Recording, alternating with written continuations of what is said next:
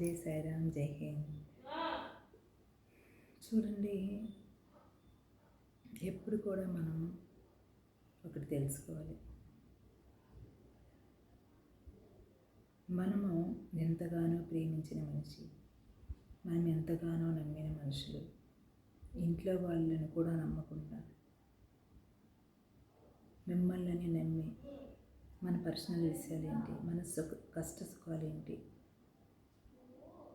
చెప్పుకునేది మిమ్మల్ని నమ్మి మీలాంటి వాళ్ళు ఎవరు లేరని కాదు, మీతో చెప్పుకునేది భగవంతుడికి కూడా చెప్పచ్చు. కానీ అది అలుసుగా తీసుకొని అలా చెప్పినందుకు ఇంక వాళ్ళు అలాగే ఉండాలి, అలాగే కిందకి పడిపోవాలి, పైకి ఎదగకూడదు, ఏవి కొనుక్కోకూడదు. అలాంటప్పుడు మన బాధలు, మన సమస్యలు, మన పర్సనల్ విషయాలు చెప్పుకుంటాం చూడండి, వాళ్ళు ఆ సమయంలో మనల్ని ఎంతగానో చులకనగా చూస్తారు. అది నేను అనుభవించి చెప్తున్నాను.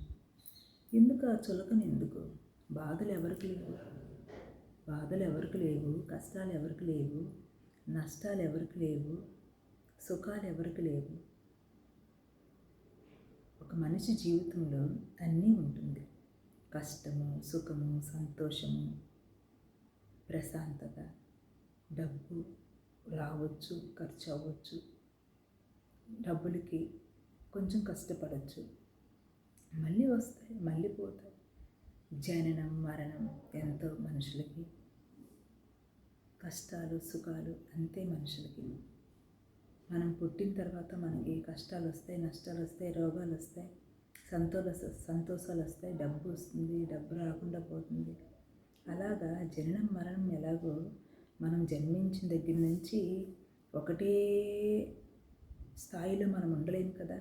ఎన్ని అనుభవిస్తాము, ఎన్ని తింటాము, ఎన్ని కడతాము, ఎన్ని చూస్తాము, ఎంతని కలుస్తాము, ఎన్ని చోట్లకి వెళ్తాము, ఎంత ప్రయాణం చేస్తాము, ఎన్ని గుళ్ళకి వెళ్తాము, ఎన్నో చేస్తాం కదా మనం. మరణం కూడా అంతే. అంతేకాని ఈ అహంకారము, ఆవేశం, చూటిపోట్ల మాటలు అలాంటివన్నీ అస్సలు ఏ మానవుడికి కూడా ఉండకూడదు. నాతో సహా నేనే చెప్తున్నాను. ఏదైనా ఉంటే ఫేస్ టు ఫేస్ మాట్లాడాలి, అంతేకాని చూటిపోటి మాటలు ఎదుటి వాళ్ళని కష్టపడకూడదు, కించపరచకూడదు. జై సాయిరామ్, జై హింద్.